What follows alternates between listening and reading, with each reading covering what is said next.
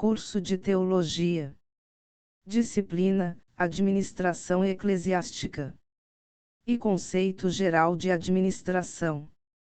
O termo administração vem do latim ad, direção, tendência para, e minister. Subordinação ou obediência, designa o desempenho de tarefas de direção dos assuntos de um grupo. O conceito de administração é bastante amplo, mas em todas as definições existem duas palavras-chave: gerenciamento e organização. Isso pode ser comprovado nas palavras dos estudiosos Stoner e Feynman, os quais ensinam que administração é o processo de planejar, organizar, liderar e controlar o trabalho dos membros da organização, e de usar todos os recursos disponíveis da organização para alcançar os objetivos definidos. A administração é uma ciência social que está relacionada a todas as atividades que envolvem planejamento, organização, direção e controle. A tarefa da administração é a de interpretar os objetivos propostos pela organização e transformá-los em ação organizacional por meio de planejamento, organização, direção e controle de todos os esforços realizados em todas as áreas e em todos os níveis da organização, a fim de alcançar tais objetivos de maneira mais adequada à situação. A administração já foi chamada de a arte de fazer as coisas através de pessoas. Esta definição foi dada por Mary Parker Follett. A administração é essencial em toda a cooperação organizada, e a Igreja se enquadra, é a ação de dirigir o bom andamento dos propósitos estabelecidos. Em nosso caso, como Igreja, o pastor presbítero tem que acompanhar os objetivos propostos pela Igreja e transformá-los. Planejar, liderar, controlar, organizar em ação através de planejamento, organização, direção e controle de todos os esforços realizados em todas as áreas e em todos os níveis a fim de atingir tais objetivos. Segunda origem. Desde o início dos primeiros grupos sociais, a fim de conduzir bem os trabalhos, criou-se a necessidade de estabelecer uma escala de comando cuja função seria dirigir e gerir esses trabalhos coletivos. Diga-se de passagem, que a Igreja é um agrupamento humano com um objetivo a ser alcançado, um propósito a ser atingido, um alvo para cumprir. A administração é necessária, pois desde muito cedo se verificou que é impossível ao homem realizar a maioria das atividades que a própria sobrevivência lhe exigia, sem o auxílio de outras pessoas. Mas esse auxílio só poderia ser eficaz em determinadas circunstâncias, que pouco a pouco passou a conhecer. Como resultado imediato, surgiu um conjunto de atividades e de atitudes que tomaria o nome de administração e que, com o decorrer do tempo, se transformou num campo definido de conhecimentos científicos. Muitos autores têm negado que a administração constitua uma ciência na exata expressão da palavra. Na verdade, toda ciência se caracteriza pelo conhecimento metodizado da verdade em relação a um conjunto definido de fenômenos ou fatos. Se bem que, como todas as ciências sociais, a administração apresente uma grande complexidade, devido aos inúmeros fatores integrantes de seus fenômenos. A administração apareceu como ciência independente no fim do século XIX. Todo homem procura obter o máximo com o mínimo de esforço. Este princípio determinou a procura do rendimento máximo para qualquer atividade humana e, consequentemente, o estudo de como obter esse rendimento. Frederick W. Taylor. Nos Estados Unidos, já no século XVIII, comprovou que a baixa produção em qualquer atividade se deve à falta de uma metodologia da produção. A realização de um objetivo, porém, se faz por meio de um processo divisível em partes ou etapas, que, na sua continuação, levam ao resultado final. Essas etapas podem ser definidas e caracterizadas por funções específicas, marcadas por um grau maior ou menor de dificuldades que exigirão um grau maior ou menor de especialização. Assim, o processo de realização de um objetivo pode ser estudado como uma série de funções especializadas, funções que devem ser reunidas para se obter, da forma mais eficiente, o resultado almejado. Veja abaixo as diversas teorias da administração. Aspectos principais: abordagens prescritivas e normativas de ação. Terceira, a administração eclesiástica. Embora possamos adotar alguns princípios da administração secular, não obstante, a Igreja precisa ser norteada por outros princípios. Em virtude de sua natureza, a Igreja não se confunde com nenhuma sociedade ou grupos éticos. A sua corporalidade, organicidade, fraternidade, unicidade e consensualidade nascem, estruturam-se e se perpetuam na regeneração em Cristo Jesus, o Criador da comunhão dos santos. A missão da Igreja é ser serva de Jesus Cristo pelo culto permanente e exclusivo à Trindade, pelo amor interno, que confraterniza seus membros, pela fidelidade às Escrituras, pela igualdade de seus componentes, pela missão evangelizadora entre todos os povos, pelo incansável testemunho cristão. 1. O termo bíblico para administração. A palavra dispenseiro, oikonomos, é encontrada 10 vezes no Novo Testamento. Por vezes é também traduzida por mordomo, LC 12.42, ou administrador, LC 16.1, e eventualmente, como tesoureiro, RM 16.23, ou curador, GL 4.2. A responsabilidade do dispenseiro, oikonomia, é mencionada 9 vezes, sendo traduzida por administração, LC 16.2. Dispensação, CL 1.25, ou serviço, 1TM 1.4. O conjunto de palavras tem como radicais os vocábulos casa, oikos, e lei, nomos. No grego clássico, oikonomia significava, originalmente, a gerência de um lar, e oikonomos denotava o mordomo da casa. No latim, o termo é oeconomia, de onde se deriva o nosso vocábulo economia. Dispenseiro equivale a ecônomo, originalmente um indivíduo encarregado da administração de uma casa grande, cf. Isaías 22h19, 21, LC 16:1. 17. No Novo Testamento, dispenseiro, oikonomos, refere-se ao administrador da casa e das propriedades de um senhor.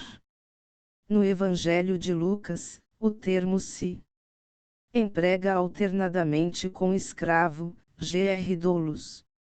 O dispenseiro ou mordomo tinha direito legal de agir em nome do seu senhor, e deveria ser fiel e prudente, LC 12.42, 1.4.2. Um período de tempo determinado era concedido ao dispenseiro. Embora ele não soubesse por quanto tempo haveria de durar a sua administração. Deus permite aos homens, enquanto suas criaturas, serem dispenseiros. Somos dispenseiros sobre a criação de Deus. Ao criar o homem e a mulher à sua imagem e semelhança, Deus os fez responsáveis. Na qualidade de criatura de Deus, o homem deveria cuidar da criação que Deus colocou diante dele e à sua disposição, e desenvolve-la. Isso fez o primeiro casal responsável diante do Criador no exercício de domínio e sujeição da natureza, assim como no relacionamento com outros homens e também no seu relacionamento com Deus. E Deus os abençoou e lhes disse: sede fecundos, multiplicai-vos, enchei a terra e sujeitai-a, dominai sobre os peixes do mar, sobre as aves dos céus e sobre todo animal que rasteja pela terra. Isso mostra o papel central que Deus havia reservado para o ser humano, dentro de sua criação. Obedecendo ao Criador, o ser humano estaria desenvolvendo seu relacionamento com ele e sendo fiel. O homem estaria cumprindo o seu mandato. GN 1.26, 28, 2.15. O homem deveria tomar tempo para cultivar o solo, exercer o domínio e, consequentemente, desfrutar do trabalho de suas mãos. Fazendo assim, também estaria obedecendo ao Criador que o havia criado e equipado para tais coisas. O ser humano, criado à imagem e semelhança de Deus, deveria, em certo sentido, representar o Criador e fazer cumprir a sua soberana vontade. Assim, exerceria uma espécie de papel de gerência ou de mordomo. Um dos mais proeminentes ensinos da Bíblia é que o homem responde perante Deus. É responsabilidade inescapável do homem que algum dia ele deve prestar contas ao Criador. Na sua inaudita graça, Deus permite aos seus filhos serem dispenseiros. Somos mordomos sobre a casa de Deus. Servi uns aos outros, cada um conforme o dom que recebeu, como bons dispenseiros da multiforme graça de Deus. 1 P. 4.10. O povo de Deus, a comunidade de Deus, é sua casa. 1 TM 3.15. Assim, o Novo Testamento, a partir dos ensinos de Jesus Cristo, adverte-nos que a mordomia sábia e diligente, a serviço do Mestre, é importante. Os dispenseiros não devem considerar as questões da casa como sendo assuntos particulares deles, são meramente dispenseiros dos dons que lhes foram confiados, e devem prestar contas de sua administração. E a fiel administração determina que Deus confiará ao dispenseiro as riquezas maiores, verdadeiras. O pastor possui funções privativas e atribuições, que quando desenvolvidas, demonstram que está sendo um bom administrador, um bom mordomo dos bens que pertencem ao Senhor. 2. Funções privativas. A. Administrar os sacramentos, cerimônias. B. Invocar a bênção apostólica sobre o povo de Deus. C. Celebrar casamento religioso com efeito civil. D. orientar e supervisionar a liturgia na igreja de que é pastor. 3. Atribuições. A. Orar com o rebanho e por ele. B. Apacentá-lo na doutrina cristã. C. Exercer as suas funções com zelo. D. Orientar e superintender as atividades da igreja, a fim de tornar eficiente a vida espiritual do povo de Deus. E. Prestar assistência pastoral. F. Instruir os neófitos, dedicar atenção à infância, à adolescência, à mocidade, bem como aos necessitados, aflitos, enfermos e desviados. G. Exercer, juntamente com outros presbíteros, o poder coletivo de governo. Quarta. Funções precípuas dos administradores. Podemos identificar alguns deveres em nossa responsabilidade como dispenseiros de Deus. Tomamos como referência os nossos, já assumidos, compromissos confessionais. Para identificar 7 compromissos nos quais o administrador, individualmente, e a igreja, corporativamente, devem estar envolvidos. São deveres do crente e de sua igreja, que aqui selecionamos, numa lista que não pretende ser exaustiva. Para isto, vamos inicialmente oferecer citações da Confissão de Fé, identificando a referência de capítulo e seção. A seguir, destacamos alguns textos bíblicos relacionados ao compromisso em questão. Como dispenseiro da multiforme graça de Deus, você deve 1. Promover a pregação do Evangelho aos indivíduos e às nações. A revelação do Evangelho a pecadores para nações e indivíduos. Em todas as eras, a pregação do Evangelho tem sido feita em grande variedade de extensão ou limitação, a indivíduos e a nações, de acordo com o conselho da vontade de Deus.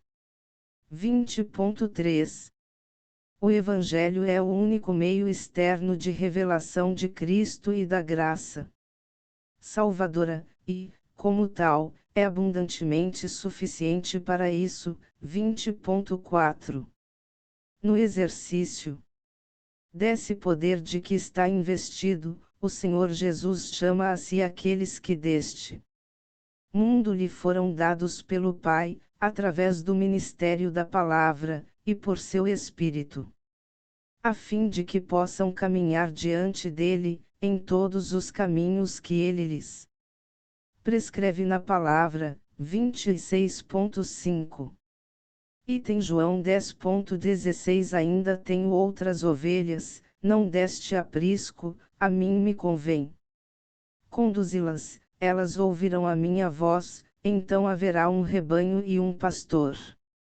Item Mateus 28.19-20 Ide, portanto, fazei discípulos de todas as nações, batizando-os em nome do Pai e do Filho e do Espírito Santo, ensinando-os a guardar todas as coisas que vos tenho ordenado. E eis que estou convosco todos os dias até a consumação do século. Item Marcos 16.15 E disse-lhes, ide por todo o mundo e pregai o Evangelho a toda criatura. Item Atos 1.8 Mas recebereis poder, ao descer sobre vós o Espírito Santo, e sereis minhas testemunhas tanto em Jerusalém como em toda a Judéia e Samaria e até aos confins da terra. Item Romanos 10.14 15 17 Como, porém, invocarão aquele em que não crerão? Como crerão naquele de quem nada ouviram? E como ouvirão, se não há quem pregue? E como pregarão se não forem enviados? Como está escrito, quão Formosos são os pés dos que anunciam coisas boas. Assim, a fé vem pela pregação e a pregação pela palavra de Cristo. O que você tem feito em prol da pregação do Evangelho aos indivíduos e nações? Você crê que tem responsabilidades pessoais com isto? E sua igreja, o que tem feito? Como você tem se colocado na igreja diante deste dever? 2. Batalhar pela preservação da palavra de Deus, e também para que ela seja traduzida e disseminada na língua de cada nação. Visto que as línguas originais não são conhecidas de todo o povo de Deus que tem direito e interesse nas Escrituras, e que é ordenado a ler e examinar as Escrituras no temor de Deus, os testamentos devem ser traduzidos para a língua de cada nação, a fim de que, permanecendo a palavra no povo de Deus abundantemente, todos adorem a Deus de maneira aceitável, e pela paciência e consolação das Escrituras possam ter esperança. 1.18. Item 2 Timóteo 3.15-17 E que desde a infância sabes as sagradas letras que podem tornar-te sábio para a salvação pela fé em Cristo Jesus. Toda a Escritura é inspirada por Deus e útil para o ensino, para a repreensão, para a correção, para a educação na justiça, a fim de que o homem de Deus seja perfeito e perfeitamente habilitado para toda boa obra. Item Isaías 8.20 A lei e ao testemunho. Se eles não falarem desta maneira, jamais verão a alva. Item Lucas 16.29-31 Respondeu Abraão, eles têm Moisés e os profetas, ouçam-nos. Abraão, porém, lhe respondeu, se não ouvem a Moisés e aos profetas, tampouco se deixarão persuadir, ainda que ressuscite alguém dentre os mortos. Item Romanos 15.4 Pois tudo quanto outrora foi escrito, para o nosso ensino foi escrito, a fim de que, pela paciência, e pela consolação das Escrituras, tenhamos esperança. Item 2 Pedro 1.19-21 Temos assim tanto mais confirmada a palavra profética, e fazes bem em atende-la, como a uma candeia que brilha em lugar tenebroso, até que o dia clareie e a estrela da alva nasça em vossos corações, sabendo, primeiramente, isto, que nenhuma profecia da Escritura provém de particular elucidação, porque nunca jamais qualquer profecia foi dada por vontade humana, entretanto homens santos falaram de parte de Deus movidos pelo Espírito Santo. Item Lucas 24.27,44 E, começando por Moisés, discorrendo por todos os profetas, expunha-lhes o que a seu respeito constava em todas as Escrituras. A seguir Jesus lhes disse, são essas as palavras que eu vos falei, estando ainda convosco, que importava se cumprisse tudo o que de mim está escrito na lei de Moisés, nos profetas e nos salmos. Item 2 Tessalonicenses 2.13 Entretanto, devemos sempre dar graças a Deus, por vós, irmãos amados pelo Senhor, por isso que Deus vos escolheu desde o princípio para a salvação, pela santificação do Espírito e fé na verdade.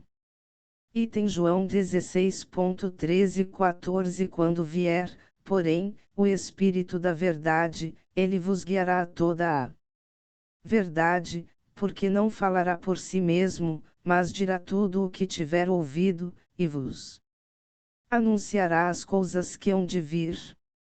Ele me glorificará porque há de receber do que é meu, e vou-lo há de anunciar.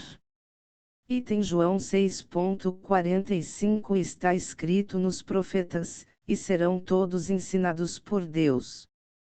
Portanto, todo aquele que da parte do Pai tem ouvido e aprendido, esse vem a mim.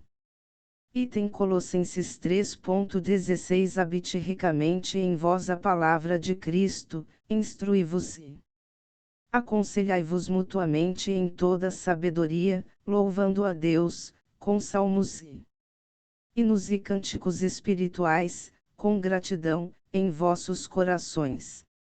Item Mateus 22,29 Respondeu-lhes Jesus, errais não conhecendo as Escrituras nem o poder de Deus. O que você tem feito a fim de que a palavra de Deus seja traduzida e disseminada na língua de cada nação? Você crê que tem responsabilidades pessoais com isto? E sua igreja, o que tem feito? Como você tem se colocado na igreja diante deste dever? 3. Promover a adoração a Deus, do modo prescrito nas Sagradas Escrituras, o que inclui o culto público e a celebração das ordenanças.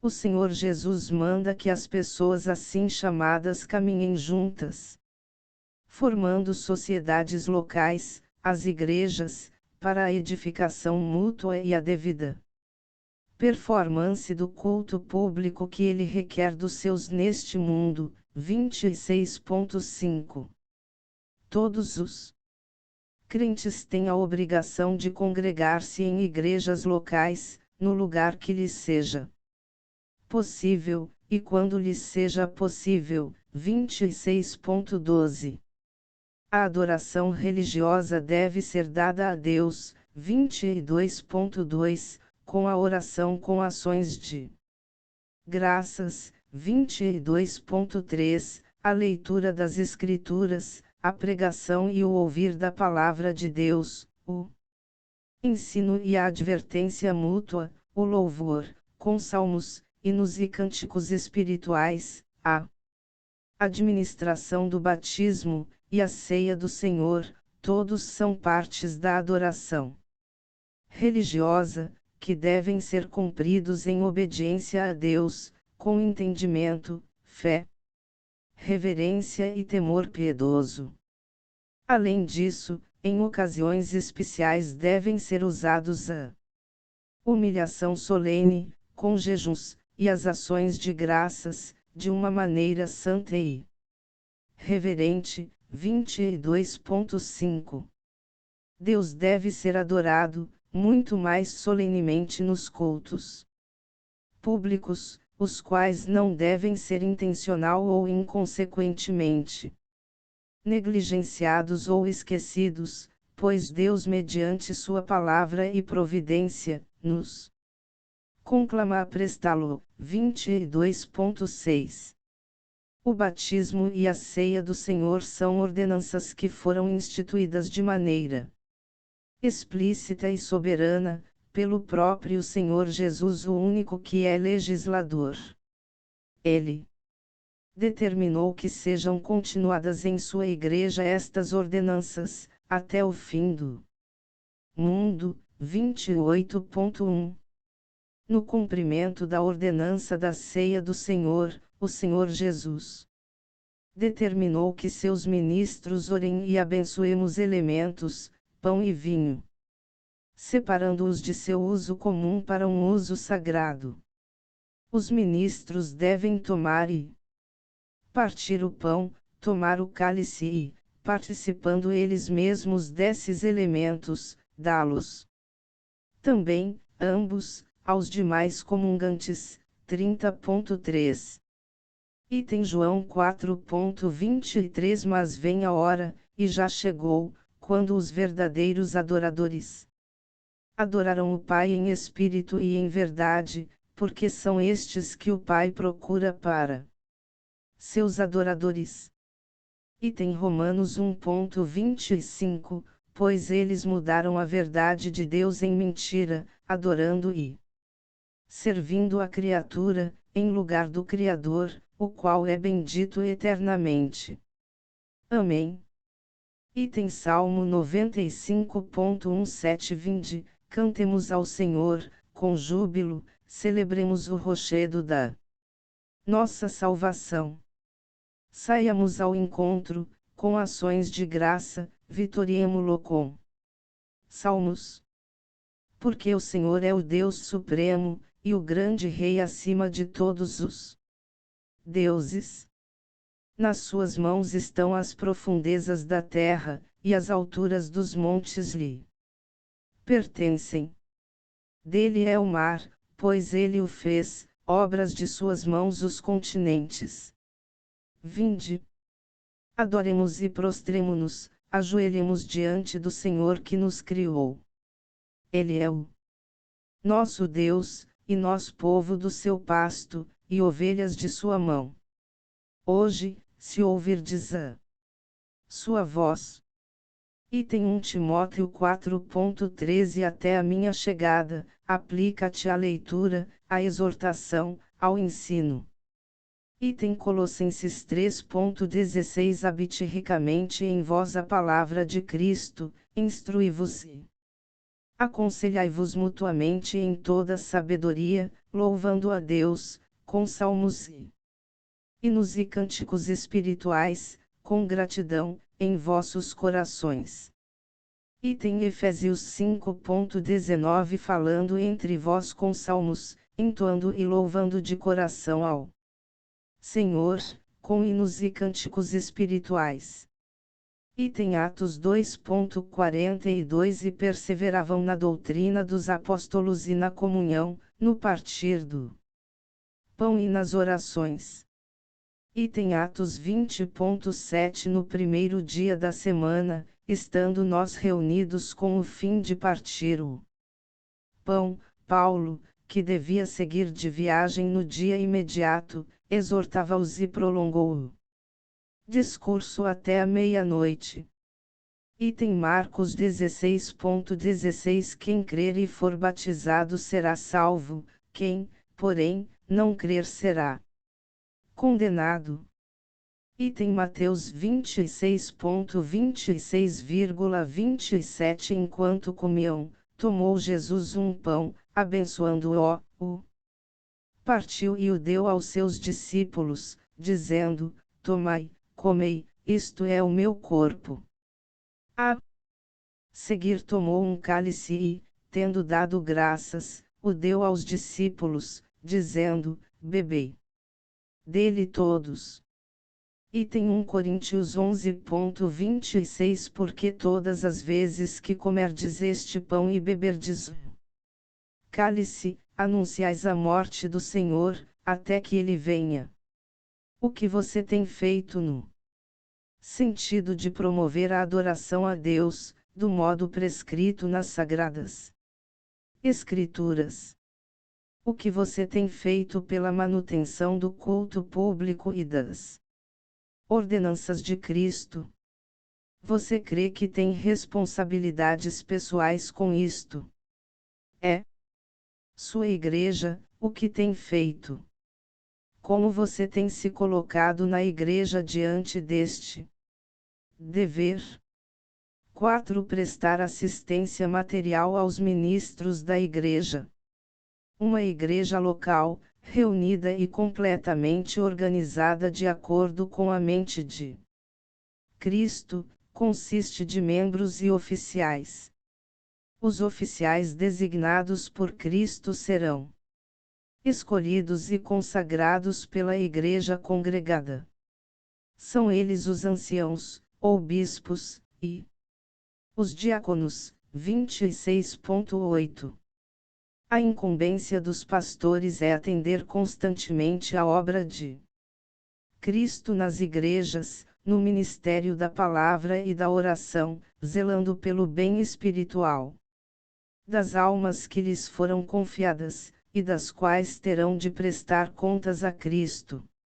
As igrejas têm a incumbência de prestar todo o respeito que é devido aos seus ministros, e fazê-los participantes de todas as boas coisas materiais, de acordo com as possibilidades de cada igreja, para que os ministros possam viver confortavelmente e não tenham que emaranhar-se em ocupações seculares, podendo também exercer hospitalidade para com os outros. Isto é requerido pela própria lei da natureza, e pelo mandato expresso de nosso Senhor Jesus, que ordenou aos que pregam o Evangelho, que vivam do Evangelho. 26.10.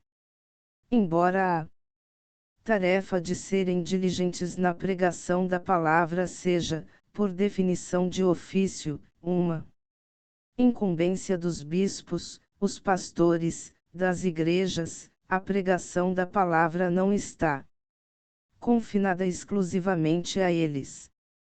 Outras pessoas, que tenham sido dotadas e preparadas pelo Espírito Santo, e que também tenham sido convocadas pela Igreja, podem e devem ocupar-se com a obra da pregação. 26.11. Item Atos 6.4. E, quanto a nós, nos consagraremos à oração e ao ministério da palavra. Item Hebreus 13.17. Obedecei aos vossos guias, e sede submissos para com eles. Pois velam por vossas almas, como quem deve prestar contas, para que façam isto com alegria e não gemendo, porque isto não aproveita a vós outros. Item 1 Timóteo 5.17 e 18 devem ser considerados merecedores de dobrados honorários os presbíteros que presidem bem, com especialidade os que afadigam na palavra e no ensino. Pois a Escritura declara: não amordaces o boi, quando pisa o grão. E ainda, o trabalhador é digno do seu salário. Item Gálatas 6.67 Mas aquele que está sendo instruído na palavra faça participante de todas as coisas boas aquele que o instrui. Não vos enganeis, de Deus não se zomba, pois aquilo que o homem semear, isso também ceifará. Item 2 Timóteo 2.4 Nenhum soldado em serviço se envolve em negócios desta vida, porque o seu objetivo é satisfazer aquele que o arregimentou. Item 1 Timóteo 3.2 É necessário, portanto, que o bispo seja irrepreensível, esposo de uma só mulher, temperante, sóbrio, modesto, hospitaleiro, apto para ensinar. Item 1 Coríntios 4.1 Assim pois, importa que os homens nos considerem como ministros de Cristo, e dispenseiros dos mistérios de Deus. Item 1 Coríntios 9.614 Ou somente eu e Barnabé não temos direito de deixar de trabalhar. Quem jamais vai à guerra à sua própria custa? Quem planta a vinha e não come do seu fruto? Ou quem apacenta um rebanho e não se alimenta do leite do rebanho? Porventura falo isto como homem, ou não o diz também a lei? Porque na lei de Moisés está escrito: não atarás a boca ao boi que debulha. Acaso é de bois que Deus se preocupa? Ou é seguramente por nós que ele o diz? Certo que é por nós que está escrito: pois o que lavra cumpre fazê-lo com esperança, o que debulha, faça-o na esperança de receber a parte que lhe é devida. Se nós vos semeamos as coisas espirituais, será muito recolhermos de vós bens materiais. Se outros participam desse direito sobre vós, não o temos nós em maior medida. Entretanto não usamos desse direito, antes suportamos tudo, para não criarmos qualquer obstáculo ao Evangelho de Cristo. Não sabeis vós que os que prestam serviços sagrados, do próprio templo se alimentam, e quem serve ao altar, do altar tira o seu sustento. Assim ordenou também o Senhor aos que pregam o Evangelho, que vivam do Evangelho. O que você tem feito no sentido de assistir materialmente os ministros da Igreja?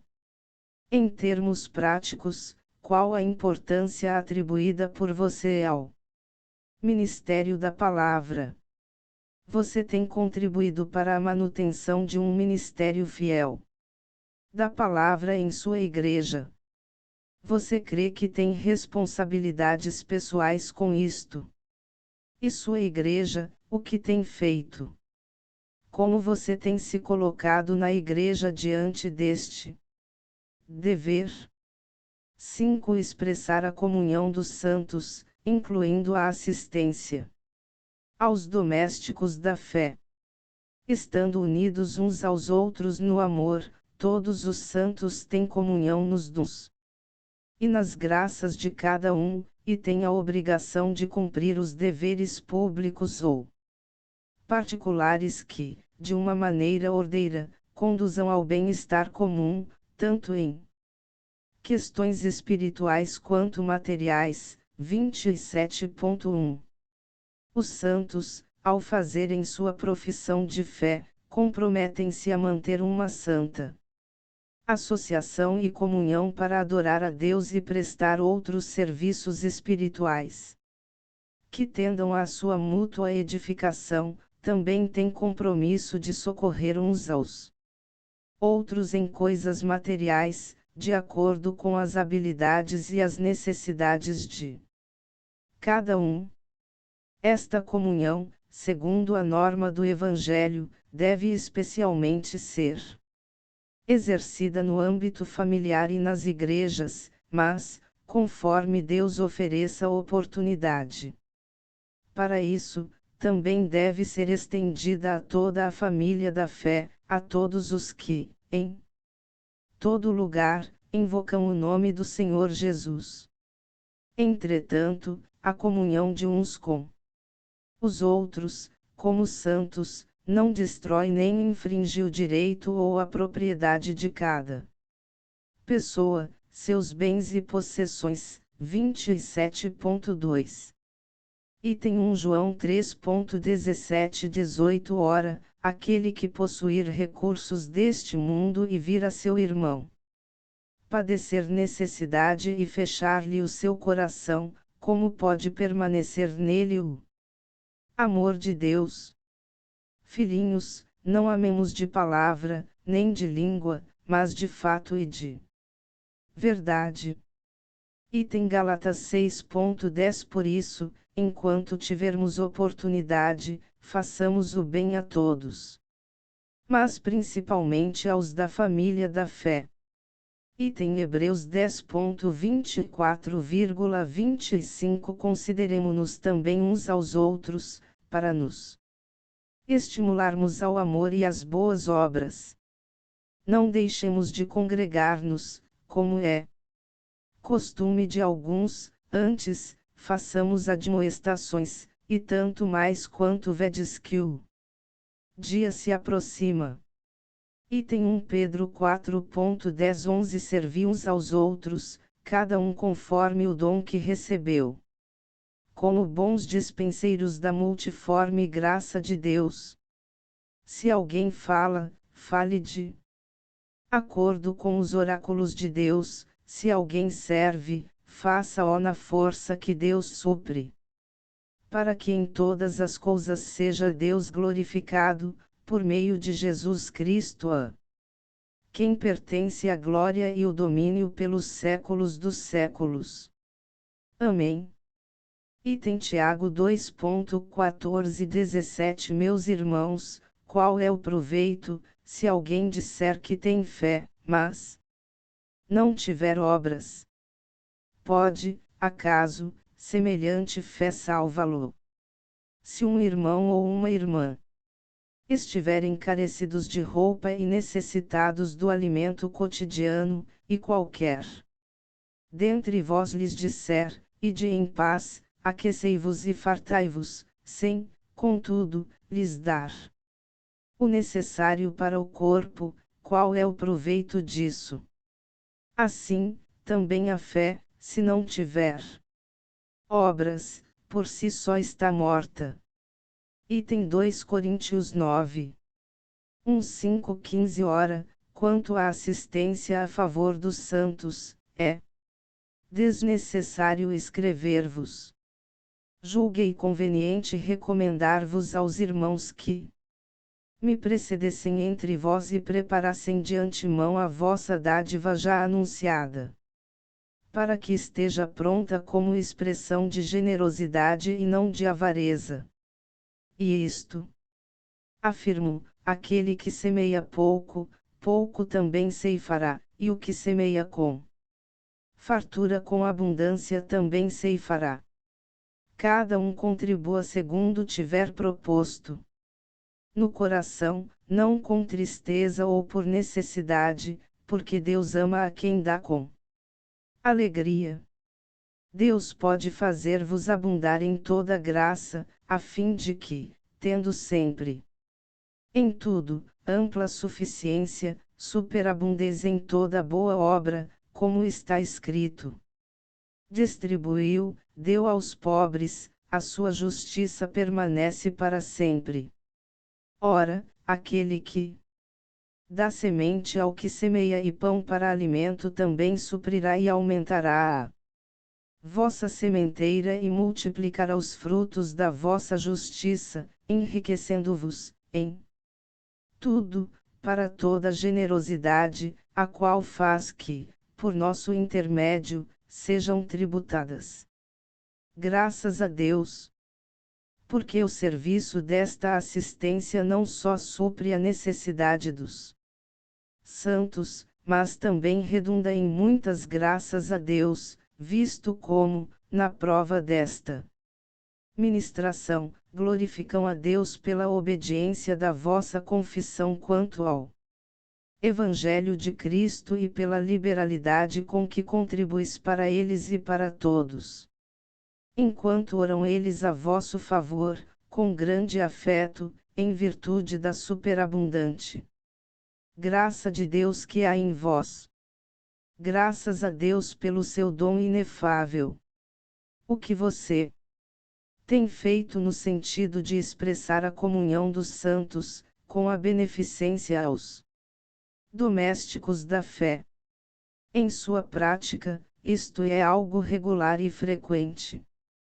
Você crê que tem responsabilidades pessoais com isto? E sua igreja, o que tem feito? Como você tem se colocado na igreja diante deste dever? 6. Batalhar pela prosperidade e expansão de todas as igrejas de Cristo, em todo lugar e em todas as ocasiões. Os membros de cada igreja local devem orar continuamente pelo bem e pela prosperidade de todas as igrejas de Cristo, em todo lugar. E devem trabalhar para a expansão da igreja, em todas as ocasiões, exercendo cada um os seus dons e graças, na sua área de atuação, e de acordo com o seu chamamento. 26.14. As igrejas, quando dispostas pela providência de Deus de uma maneira em que isto seja possível, devem desfrutar da oportunidade e vantagens de manterem comunhão entre si, a fim de promoverem a paz, o amor, e a edificação mútua. 26.14. Segundo a mente de Cristo, muitas igrejas devem reunir-se em comunhão, mediante representantes, para considerar e opinar sobre o assunto de divergência, e o seu parecer deve ser comunicado a todas as igrejas envolvidas. 26.15. Item Romanos 16.12 Recomendo-vos a nossa irmã Febe, que está servindo a igreja de Cencreia, para que a recebais no Senhor como convém a santos, e a ajudeis em tudo que de vós vier a precisar, porque tem sido protetora de muitos, e de mim inclusive. Item Atos 11.29 e 30 Os discípulos, cada um conforme as suas posses, resolveram enviar socorro aos irmãos que moravam na Judéia, o que eles, com efeito, fizeram, enviando-o aos presbíteros por intermédio de Barnabé e de Saulo. Item 1 Coríntios 16.12 Quanto à coleta para os santos, fazei vós também como ordenei às igrejas da Galácia. No primeiro dia da semana cada um de vós ponha de parte, em casa, conforme a sua prosperidade, e vá juntando, para que se não façam coletas quando eu for. Item 2 Coríntios 8.14, 11 Também, irmãos, vos fazemos conhecer a graça de Deus concedida às igrejas da Macedônia, porque, no meio de muita prova de tribulação, manifestaram abundância de alegria, e a profunda pobreza deles superabundou em grande riqueza da sua generosidade. Porque eles, testemunho eu, na medida de suas posses e mesmo acima delas, se mostraram voluntários, pedindo-nos, com muitos rogos, a graça de participarem da assistência aos santos. Completai, agora, a obra começada, para que, assim como revelastes prontidão no querer, assim a leveis a termo, segundo as vossas posses. Item Filipenses 4.10, 14 e 17 Alegrei-me, sobremaneira, no Senhor porque, agora, uma vez mais, renovastes a meu favor o vosso cuidado, o qual também já tinhais antes. Mas vos faltava oportunidade. Fizestes bem, associando-vos na minha tribulação. E sabeis bem vós, ó Filipenses, que, no início do Evangelho, quando parti da Macedônia, nenhuma igreja se associou comigo no tocante a dar e receber, senão unicamente vós outros, porque até Tessalônica mandastes não somente uma vez, mas duas, o bastante para minhas necessidades. Não que eu procure o donativo, mas o que realmente me interessa é o fruto que aumente o vosso crédito. Recebi tudo e tenho abundância, estou suprido, desde que Epafrodito me passou as mãos, que me veio de vossa parte como aroma suave, como sacrifício aceitável e aprazível a Deus. O que você tem feito em prol da prosperidade e expansão das igrejas de Cristo, em todo lugar. Tem batalhado sempre, e em todas as ocasiões. Você crê que tem responsabilidades pessoais com isto? E sua igreja, o que tem feito? Como você tem se colocado na igreja diante deste dever?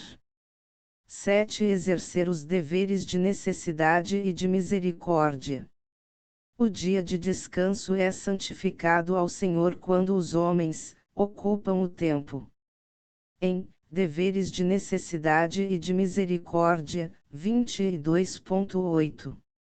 As boas obras, feitas em obediência aos mandamentos de Deus, são os frutos e a evidência de uma fé verdadeira e viva. 16.2. Item Mateus 12 de dezembro de 2013 Ora, quanto mais vale um homem que uma ovelha. Logo, é lícito fazer bem aos sábados. Então disse ao homem, estende a tua mão. Estendeu. E ela ficou sã como a outra. Item Tiago 1.27 A religião pura e sem mácula, para com o nosso Deus e Pai, é esta: visitar os órfãos e as viúvas nas suas tribulações e a si mesmo guardar-se incontaminado do mundo. Item Mateus 25.35 36 Porque tive fome, e me destes de comer, tive sede, e me destes de beber, era forasteiro, e me hospedastes, estava nu, e me vestistes enfermo, e me visitastes, preso, e fostes ver-me. Item Mateus 6.2 4 Quando, pois, deres esmola, tu, porém, ao dares a esmola, ignore a tua mão esquerda o que faz a tua mão direita, para que a tua esmola fique em secreto, e teu Pai, que vê em secreto, te recompensará. Item Atos 10.2, 4 Piedoso e temente a Deus com toda a sua casa, e que fazia muitas esmolas ao povo e de contínuo orava a Deus. E o anjo lhe disse: as tuas orações e as tuas esmolas subiram para a memória diante de Deus. Item Efésios 4.28 Aquele que furtava, não furte mais, antes trabalhe, fazendo com as próprias mãos o que é bom, para que tenha com que acudir ao necessitado. O que você tem feito no sentido de cumprir seus deveres de necessidade e de misericórdia? Isto se constitui algo regular, um estilo de vida. Você crê que tem responsabilidades pessoais com isto? Você crê que deveria canalizar este esforço, tanto quanto possível, por meio do corpo de Cristo, que é a Igreja? E sua Igreja, o que tem feito? Como você tem se colocado na Igreja diante deste dever? Ao nos referirmos a crentes e igrejas confessionais, devemos nos lembrar que a questão, em rigor, não é: cremos que temos tais deveres. Tais deveres já estão pressupostos quando fizemos a confissão pública de nossa fé naqueles termos, tanto como membros individualmente, quanto também na comunhão do corpo. Mas uma questão é certamente pertinente: quão importantes tais deveres têm sido para você e sua igreja? Você tem dado de si mesmo, na proporção do dom de Deus, ou ainda acima das suas posses, a fim de que, para a glória de Deus, tais propósitos sejam atingidos? Em termos práticos, o quanto lhe tem custado regularmente, de tudo quanto Deus lhe tem colocado para administrar? Ao recolher os frutos do sustento que Deus lhe tem dado regularmente, você se reconhece dispenseiro da graça de Deus? No que diz respeito à contribuição financeira, o princípio bíblico de uma participação regular, sistemática, deveria ser assumido.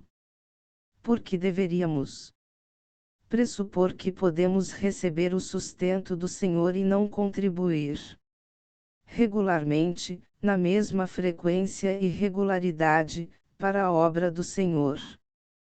Precisamos patentear o compromisso do discípulo com seu mestre, do membro com o corpo, das ovelhas com os pastores, da comunidade pactual com os pobres, especialmente os da família da fé, da igreja local diante do mundo sem Cristo. Não deveríamos simplesmente negligenciar nossos compromissos. E o seu compromisso com a casa de Deus também passa pelo fator financeiro. E neste caso, o desafio básico tem sido o mesmo em toda a Bíblia: a sua renúncia e generosidade, e a priorização do reino de Deus e sua justiça. E a expressão deste compromisso do crente, individualmente, e de nossas famílias, coletivamente. Deveria ser tão regular quanto o dom recebido, e tanto quanto a medida de graça e generosidade que Deus coloca em nosso coração. Esse nos parece um bom princípio. O Senhor e Mestre disse: porque onde está o teu tesouro, aí estará também o teu coração, em MT 6.21. Onde está o seu tesouro? Devemos reconhecer a suprema verdade de que somos dispenseiros, e procurar exercer sabiamente a nossa administração, com o auxílio do Pai. No reconhecimento desta verdade, o crente deve entregar-se ao Mestre e pôr tudo à sua disposição para o crescimento do seu reino. Assuma um compromisso de ser um melhor dispenseiro, achado fiel e prudente pelo Senhor. V. Funções precípuas da administração. Como já afirmamos anteriormente, Stoner e Feynman ensinam que a administração é o processo de planejar, organizar, liderar e controlar o trabalho dos membros da organização, e de usar todos os recursos disponíveis da organização para alcançar os objetivos definidos. Veremos agora 4 aspectos do processo da administração secular e que são também importantes na vida da Igreja. 1. Planejar significa estabelecer os objetivos da Igreja, especificando a forma como eles serão alcançados. Parte de uma sondagem do presente, passado e futuro. Desenvolvendo um plano de ações para atingir os objetivos traçados. É a primeira das funções, já que servirá de base diretora à operacionalização das outras funções. Ao fazer o planejamento, perguntamos: o que queremos, quais são os nossos objetivos, qual nossa missão, que recursos dispomos e quais deveremos buscar. Quem nos irá ajudar nesta tarefa, etc. 2. Organizar é a forma de coordenar todos os recursos da Igreja, sejam humanos, financeiros ou materiais, alocando-os da melhor forma segundo o planejamento estabelecido. 3. Dirigir ou liderar, contrate e forme líderes que administrem a Igreja. Guardada as devidas proporções, é como um jogo de futebol, que em cada jogo, obstáculo tenha que ser vencido para que se ganhe o campeonato. Planejamento. Motivar e incentivar a equipe. Delegue autoridade e responsabilidade e cobre resultados. Elogie, premie e comemore. Lidere a equipe motivada e satisfeita para que o time alcance os objetivos. O trabalho em equipe é que leva a Igreja a ter sucesso, pois acabou a era do eu sozinho. Não acredito na administração democrática, mas sim na participativa, onde as equipes envolvidas nos processos eleitos para se atingir os objetivos do planejamento buscam juntas as soluções. 4. Controle ou coordenação. O que não é medido é difícil de ser avaliado. O que não é cobrado não é feito. Esta atividade é que nos permite dirigir e corrigir os trabalhos que não estão sendo feitos dentro do nosso planejamento. Com o controle, o líder pode premiar as equipes que atingem os objetivos. A administração do tempo. Ponha as primeiras coisas em primeiro lugar e teremos as segundas a seguir, ponha as segundas coisas em primeiro lugar e perderemos ambas. C.S. Lewis. Que insensatez temer o pensamento de desperdiçar a vida de uma só vez, mas por outro lado, não ter nenhuma preocupação em jogá-la fora aos poucos. John Howe. Nada caracteriza melhor a vida moderna do que o lamento, se eu tivesse tempo. Esta é uma frase muito comum em nosso dia a dia. Aqueles que estão sempre reclamando de falta de tempo geralmente não têm métodos para utilizá-lo e somente comprovam que a problemática do tempo é não saber o que fazer com ele. Uma análise das tarefas realizadas pelo pastor nos leva a fazermos a seguinte lista: as inúmeras e cobradas visitas pastorais nos lares, reuniões com os presbíteros, reuniões para discussões sobre os planos de trabalho, 4 ou 5 sermões semanais, estudos bíblicos, cada um com uma média de 2 a 3 horas de preparação, o boletim semanal, compromissos para falar em outras igrejas, casamentos, funerais, colocar em dia a leitura, visitas aos hospitais, algumas prioritárias, especialmente os idosos, etc. Normalmente, o resultado desta correria para atender a tantos compromissos da agenda é a constante tirania do urgente. Uma coisa é planejar nosso trabalho, outra é trabalhar nosso plano. Questões para reflexão. 1. Quais tarefas inacabadas são motivo de grande preocupação para você neste instante? 2. Faça uma lista de 2 ou 3 objetivos mais importantes em sua vida para as 2 próximas semanas. O que é mais importante? 3. Quando foi a última vez que você separou ao menos 1 hora para analisar a direção em que você está indo? Há uma grande diferença entre estar muito ocupado e ser produtivo. Claramente, podemos observar que existem pessoas que se esgotam trabalhando e não conseguem progresso algum, enquanto outras, com menor esforço, atingem objetivos e são bem-sucedidas.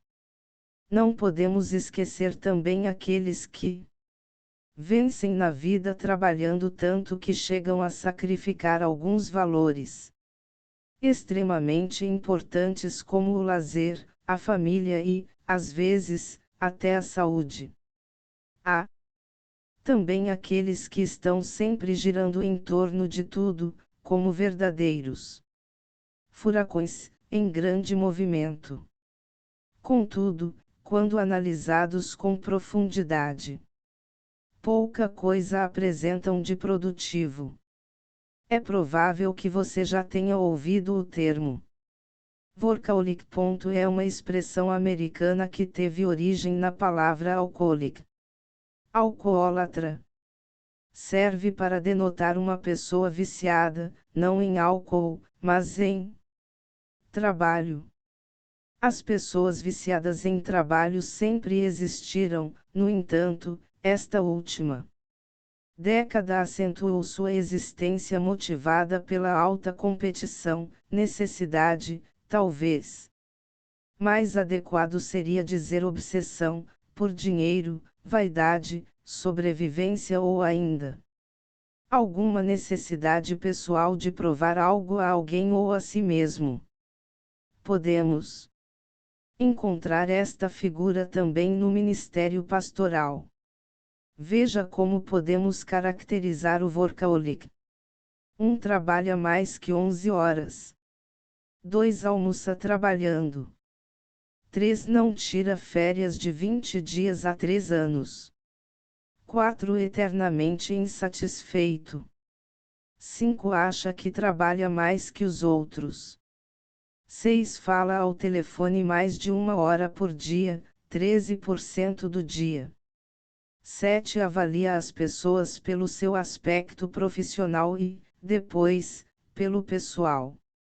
Em corolário das características acima, podemos antever alguns sintomas, geralmente diagnosticados. 1. Ambiente tenso no lar. 2. Sensação de fracasso pessoal. 3. Dificuldades financeiras. 4. Exigência de um padrão de vida sempre superior, ou melhor. Para não recebermos o rótulo de workaholic, primeiramente, necessitamos nos organizar melhor em relação ao tempo e, dessa forma, conhecer os tipos de ladrões ou desperdiçadores de tempo, e como podemos resolvê-los.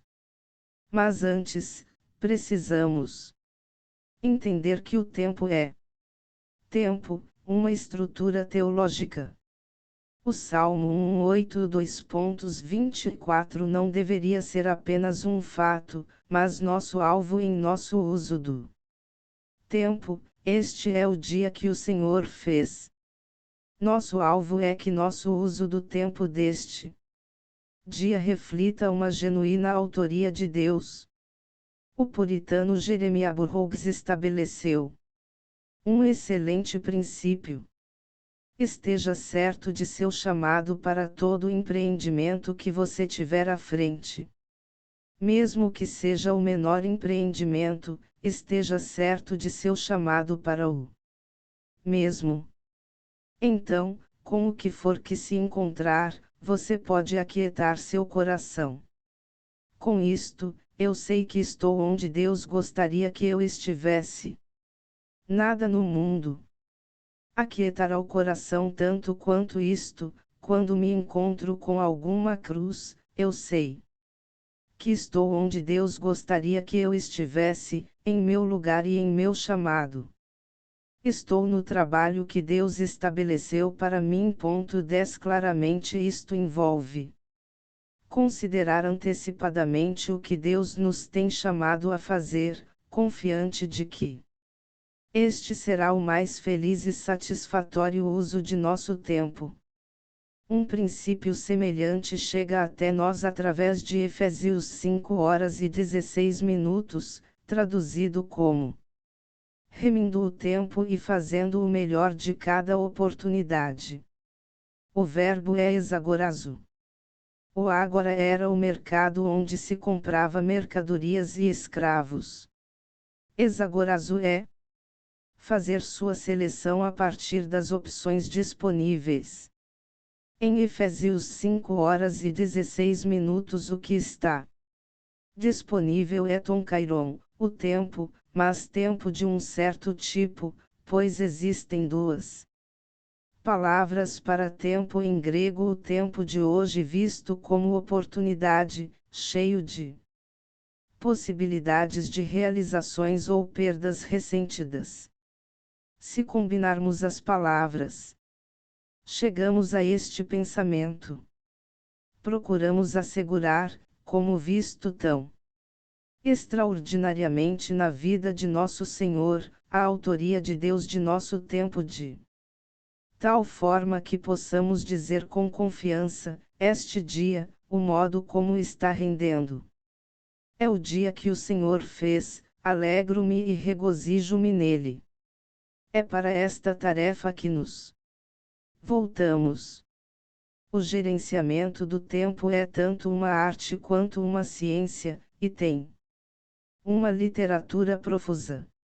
Uma grande quantidade de cursos sobre isto está disponível, tanto nas organizações seculares como nas cristãs. Nas páginas a seguir daremos algumas dicas que serão úteis para que possamos gerenciar melhor o nosso tempo. Mitos sobre a administração do tempo. 2 razões para administrar o tempo. 3 desperdiçadores e economizadores de tempo. 4 dicas para se economizar tempo. 5 soluções práticas para economizar tempo. 6. Como fazer reuniões criativas. E mitos sobre administração do tempo. Comecemos por analisar alguns mitos acerca da administração do tempo. 1. O primeiro é que quem administra o tempo torna-se escravo do relógio. A verdade é bem o contrário. Quem administra o tempo coloca-o sob controle, torna-se senhor dele. Quem não o administra é por ele dominado, pois acaba fazendo as coisas ao sabor das pressões do momento, não na ordem e no momento em que desejaria. A verdade é que administrar o tempo não é programar a vida nos mínimos detalhes, é adquirir controle sobre ela. É necessário planejar, sem dúvida. Mas é preciso ser flexível, saber fazer correções de curso. Se você está fazendo algum trabalho e está inspirado, produzindo bem, não há razão para parar, simplesmente porque o tempo alocado àquela tarefa expirou. Se a tarefa que viria a seguir, em seu planejamento, puder ser reagendada, sem maiores problemas, não interrompa o que você vem fazendo bem. Administrar o tempo é fazer o que você considera importante e prioritário, é ser senhor do próprio tempo, não é programá-lo nos mínimos detalhes e depois tornar-se escravo dele. 2. O segundo mito é que a gente só produz mesmo, ou então só trabalha melhor, sob pressão. Esse é um mito criado para racionalizar a preguiça, a indecisão, a tendência à procrastinação. Não há evidência que o justifique, até porque os que assim agem poucas vezes tentam trabalhar sem pressão para comparar os resultados sobre si mesmos e sobre os que os circundam.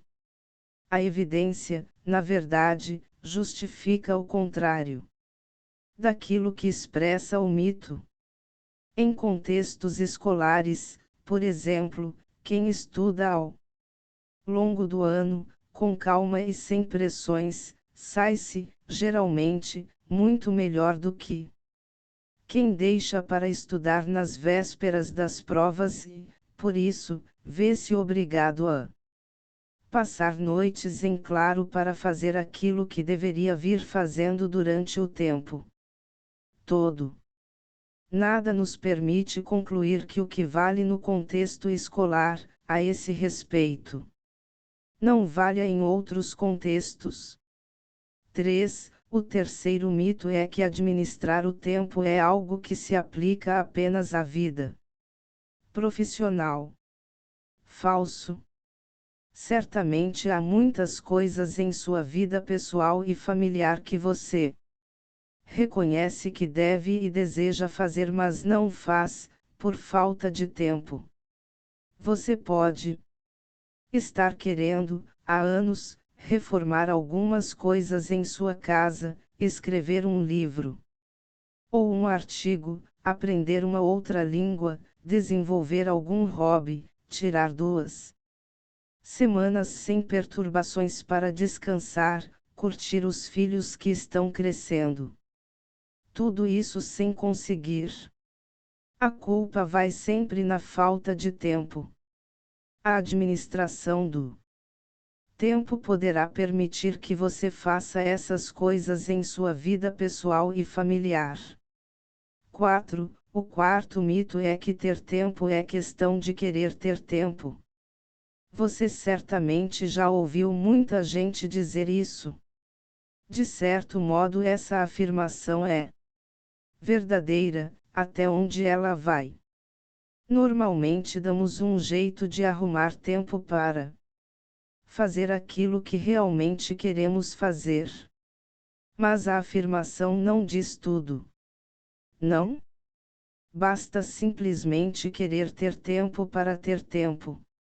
É preciso também querer o meio indispensável de obter mais tempo, e esse meio é a administração do tempo. Contrária a esses mitos, a verdade é que administrar o tempo é saber usá-lo para fazer aquelas coisas que você considera importantes e prioritárias, tanto no ministério pastoral, quanto na vida pessoal. Administrar o tempo é organizar a sua vida de tal maneira que você obtenha tempo para fazer as coisas que realmente gostaria de estar fazendo, e que possivelmente não vem fazendo porque anda tão ocupado com tarefas urgentes e de rotina, muitas delas não tão urgentes nem tão prioritárias, que não sobra tempo. Quem tem tempo não é quem não faz nada, é quem consegue administrar o tempo que tem. Todos nós conhecemos pessoas, um tio idoso, uma prima, que, pelos nossos padrões, não fazem nada o dia inteiro e, no entanto, constantemente se dizem sem tempo. Por outro lado, quem administra o tempo não é quem está todo o tempo ocupadíssimo. Pelo contrário, se você vir algum que trabalha o tempo todo, fica até mais tarde no serviço, traz trabalho para casa à noite e no fim de semana, pode concluir, com certeza, que essa pessoa não sabe administrar o tempo. Quem administra o tempo geralmente não vive numa corrida perpétua contra o tempo, não precisa trabalhar horas extras e, geralmente, produz muito mais. Mas não se engane, o processo de administrar o tempo não é fácil. É preciso realmente querer tornar-se senhor de seu tempo para conseguir administrá-lo. Segunda razões para administrar o tempo. 1. Tempo é vida. O tempo é o recurso fundamental da nossa vida, a matéria-prima básica de nossa atividade. Quando o nosso tempo termina, acaba a nossa vida. Não há maneiras de obter mais. Por isso, tempo é vida. Quem administra o tempo ganha vida, mesmo vivendo o mesmo tempo. Prolongar a duração de nossa vida não é algo sobre o qual tenhamos muito controle. Aumentar a nossa vida ganhando tempo dentro da duração que ela tem é algo, porém, que está ao alcance de todos. O tempo é um recurso não renovável e perecível. Quando o tempo acaba, ele acaba mesmo. E o tempo não usado não pode ser estocado para ser usado no futuro. O tempo não é como riquezas, que podem ser acumuladas para uso posterior. Quem não administra o seu tempo joga a sua vida fora, porque um dia só pode ser vivido uma vez. Se o tempo de um dia não for usado sabiamente, não há como aproveita no dia seguinte. Amanhã será sempre um novo dia e o hoje perdido terá sido perdido para sempre. Mas o tempo, embora não renovável e perecível, é um recurso democraticamente distribuído. A capacidade mental, a habilidade, a inteligência, as características físicas são muito desigualmente distribuídas entre as pessoas. O tempo, porém, enquanto estamos vivos, é distribuído igualmente para todos. O dia tem 24 horas tanto para o mais alto executivo como para o mais pobre desempregado.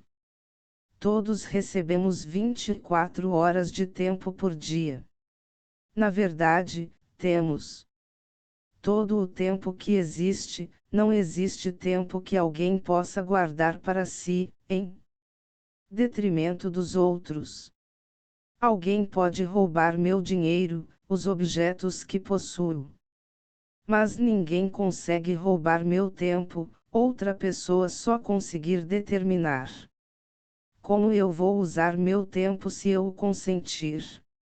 Se é assim, devemos nos perguntar: por que alguns produzem tanto com o tempo de que dispõem e outros não conseguem produzir nada no mesmo tempo? Não é que os últimos não façam nada. Não são daqueles que se levantam mais cedo apenas para ter mais tempo para não fazer nada, às vezes são ocupadíssimos, e, no entanto, pouco ou mesmo nada produzem. A explicação está no seguinte: o importante é o que fazemos com nosso tempo. 2. Tempo é dinheiro. É importante se compenetrar do fato de que nosso tempo é valioso. Há pessoas e instituições que estão dispostas a pagar dinheiro pelo nosso tempo.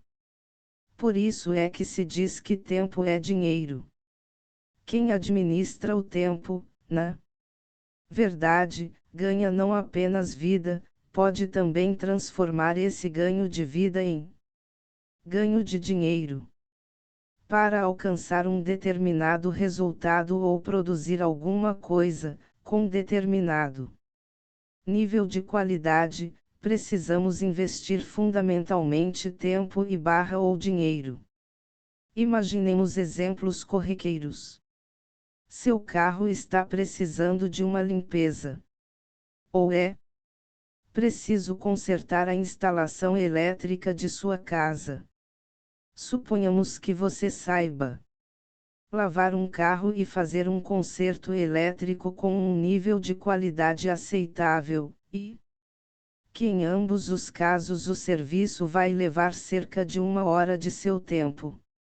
Independentemente de quanto vale a hora de seu tempo, se você não tem mais nada que realmente queira fazer, como dormir, assistir a um jogo de futebol na TV, etc., provavelmente vai concluir que vale mais a pena você mesmo lavar o carro, ou consertar a instalação elétrica, do que pagar um lava-carro ou um eletricista para fazer o serviço.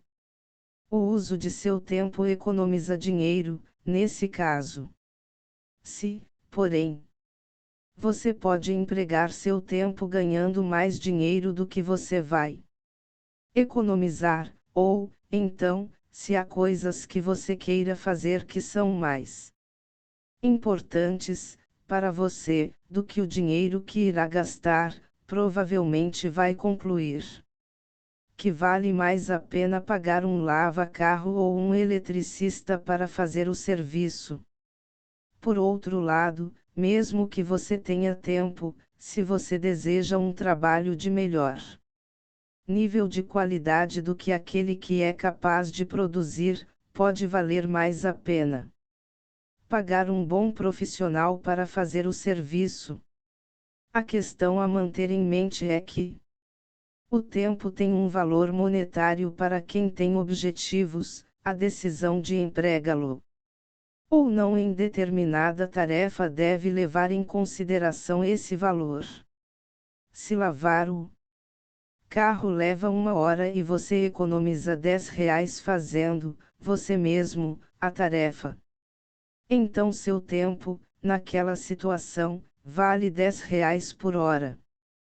Por outro lado, se você não tem nada mais a fazer, além da tarefa que está contemplando realizar, então o fator tempo deixa de ser uma variável relevante. Um outro exemplo pode ajudar. Suponhamos que você não possua nem bicicleta, nem carro, nem helicóptero e queira ir a uma certa cidade. Você pode ir a pé, e levar 3 dias, alugar uma bicicleta, e levar várias horas, ir de ônibus, e levar cerca de 3 horas, ponto a ponto, tomar um táxi, e levar 1 hora, ou fretar um helicóptero e levar 15 minutos. Cada uma dessas opções envolve um certo uso de tempo e um determinado dispêndio de dinheiro. Se você tem pouco tempo e bastante dinheiro, pode decidir gastar mais dinheiro e fretar o helicóptero. Se você tem pouco dinheiro e bastante tempo, pode decidir ir a pé. Dependendo da mistura, você pode escolher uma das opções intermediárias. A qualidade do resultado, porém, também precisa ser levada em consideração. Indo a pé, você vai chegar à cidade cansado, sujo, estropiado. Indo de helicóptero, você vai chegar como saiu. Isso pode, eventualmente, pesar na decisão. Digamos, portanto, que um investimento de tempo e de dinheiro cifrão produz um resultado com um determinado nível de qualidade que, se continuarmos a investir a mesma quantidade de tempo e de dinheiro, é de esperar que a qualidade vai se manter a mesma. Se aumentarmos o investimento de tempo, podemos manter a qualidade diminuindo o investimento de dinheiro, ou vice-versa. Se aumentarmos o investimento de tempo, mantendo o investimento de dinheiro estacionário, ou vice-versa, podemos melhorar a qualidade, que pode ser mais melhorada ainda se aumentarmos ambos os investimentos. Se diminuirmos o investimento de tempo, mantendo o investimento de dinheiro estacionário, ou vice-versa, iremos piorar a qualidade, que pode ser pior ainda se reduzirmos ambos os investimentos. Por aí você vê que pode trocar seu tempo por dinheiro. Na verdade, o trabalho é uma permuta de tempo por dinheiro. Alguém me paga pelo meu tempo, isto é, pelo meu tempo produtivo. E isso nos traz a questão da produtividade. 3. Administração do tempo e produtividade. Quem administra o tempo, aumenta sua produtividade. Produtividade é o produto da eficácia pela eficiência.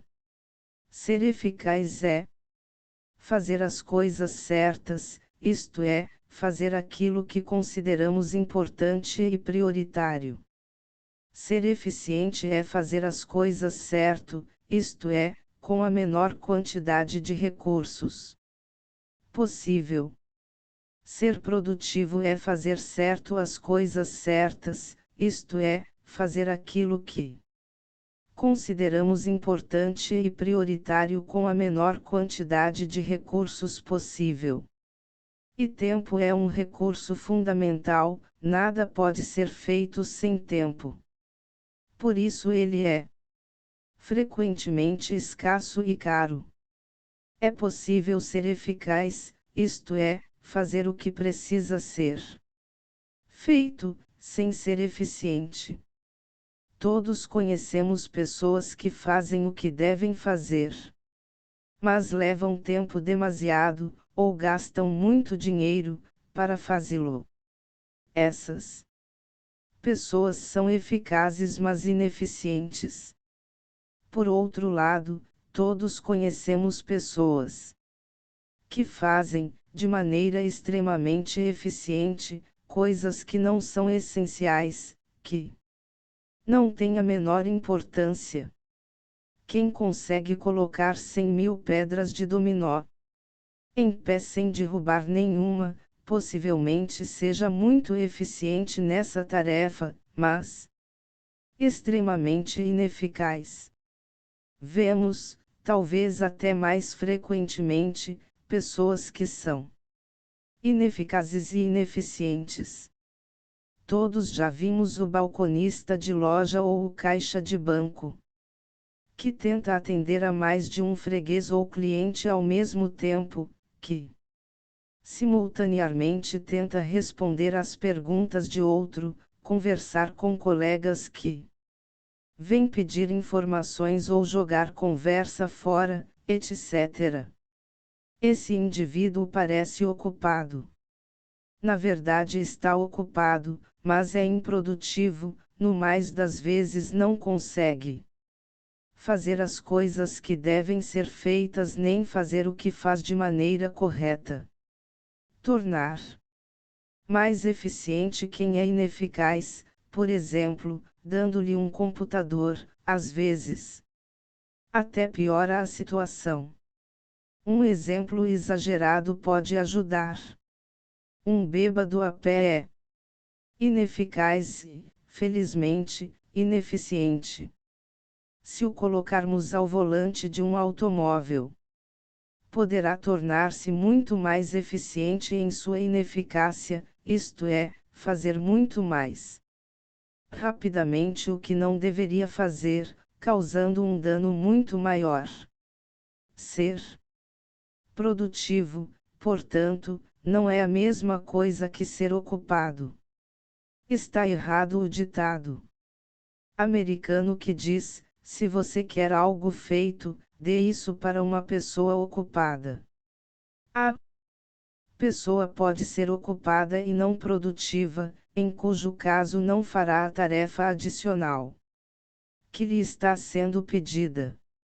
4. Administração do tempo e redução de estresse. Quem administra o tempo reduz o estresse causado pelo mau uso do tempo.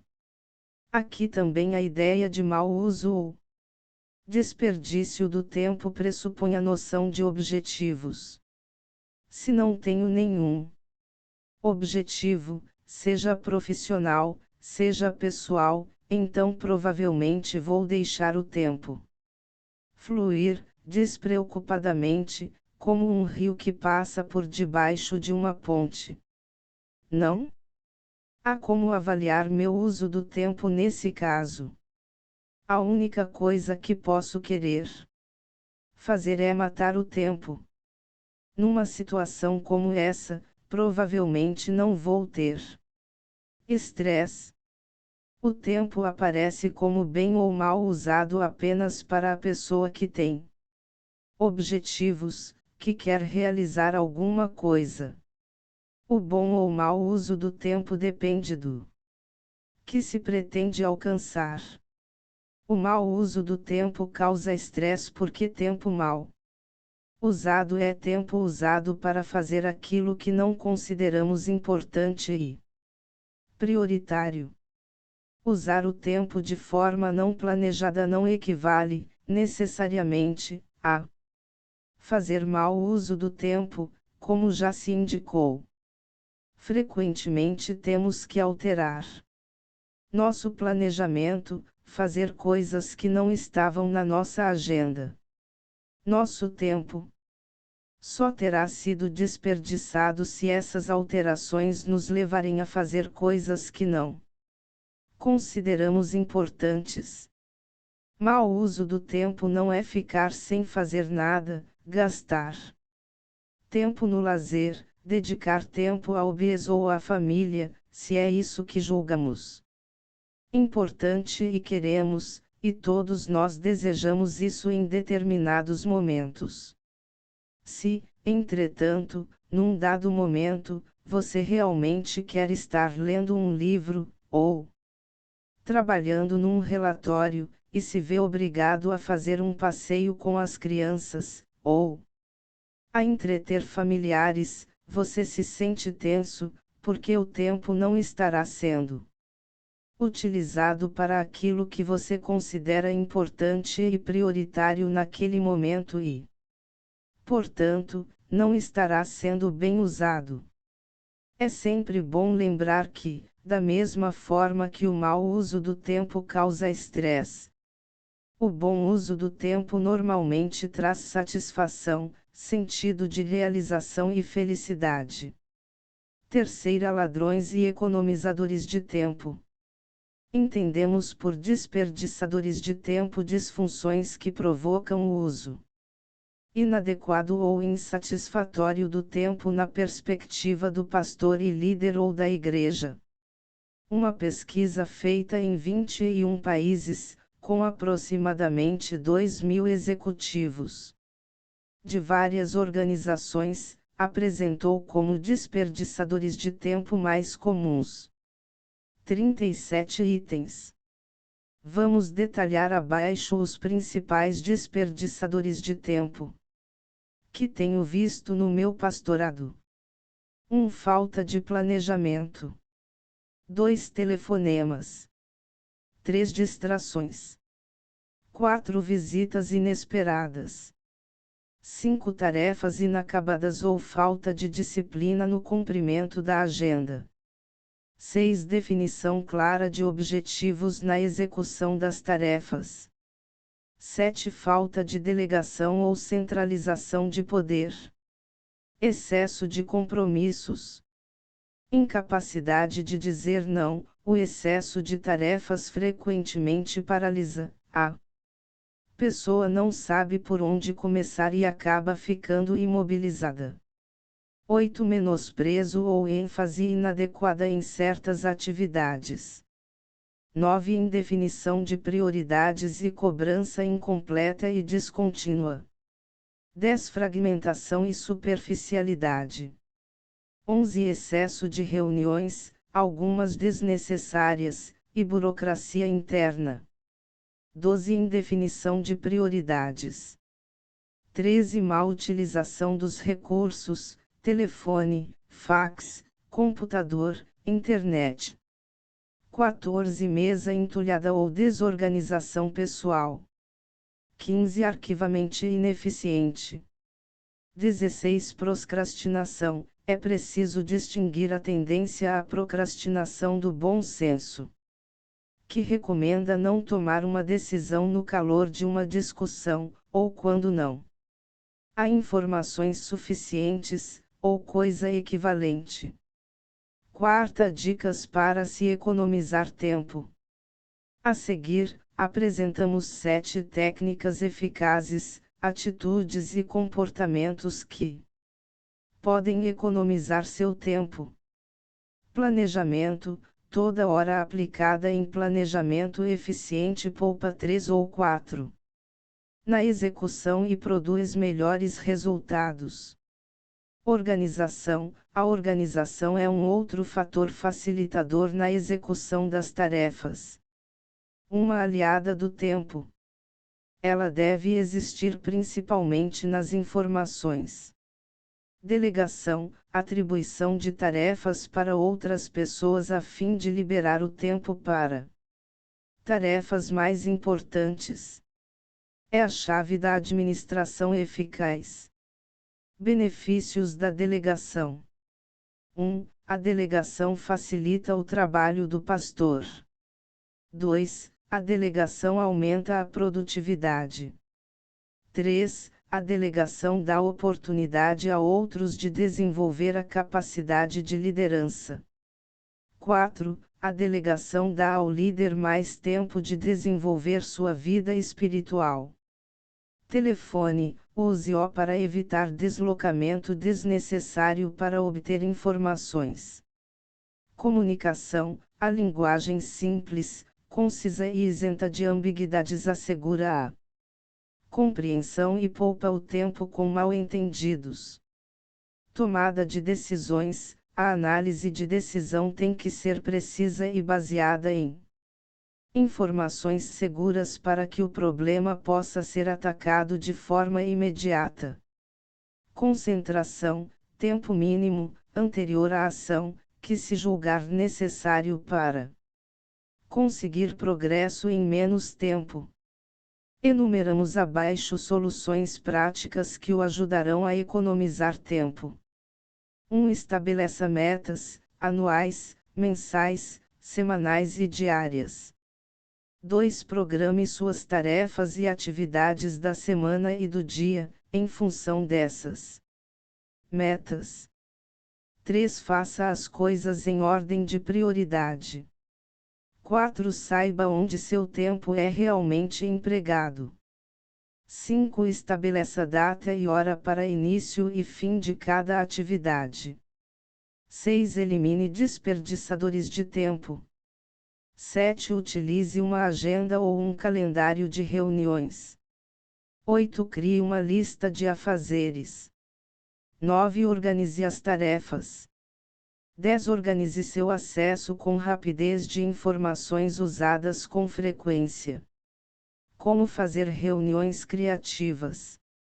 Vamos a algumas dicas que tornarão suas reuniões mais criativas e geradoras de resultados. 1. Só convoque uma reunião quando totalmente indispensável. 2. Estabeleça os objetivos. 3. Elabore uma pauta, fixando tempo para cada assunto. 4. Coloque só as pessoas às quais o assunto interessa. 5. Mantenha o rumo da discussão. 6. Sintetize as conclusões. 7. Faça o acompanhamento de todas as decisões tomadas. Critérios de classificação das tarefas e compromissos. Os critérios de classificação das tarefas e compromissos são pontos fundamentais para corrigirmos nossos desperdiçadores de tempo.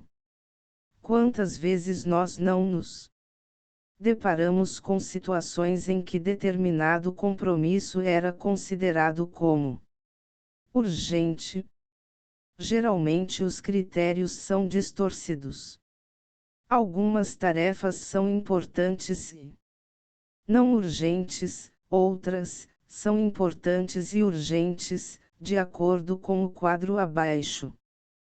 Tendo em vista a otimização do tempo, a ideia principal não é conseguir corrigir todos os itens que nos levam ao desperdício de tempo. Até porque isso é impossível, visto que muitos destes itens decorrem de fatores que não correspondem apenas ao lado pessoal, como o ambiente de trabalho, por exemplo. Se focarmos em tentar resolver 4 ou 5 pontos que consideramos críticos na nossa rotina cotidiana, teremos uma considerável melhoria nos resultados, aumentando, assim, a produtividade. Ratificando as citações acima relatadas, denota-se que o tempo é distribuído democraticamente para todos, sem distinção alguma. Percebemos 24 horas igualitárias, a fim de utilizarmos da maneira mais apropriada e conveniente. Infelizmente, não temos muito controle para prolongarmos a nossa vida. O que podemos fazer é aumentarmos a vida, ganhando tempo dentro dela. E isso está ao alcance de todos, basta um pouco de esforço e determinação.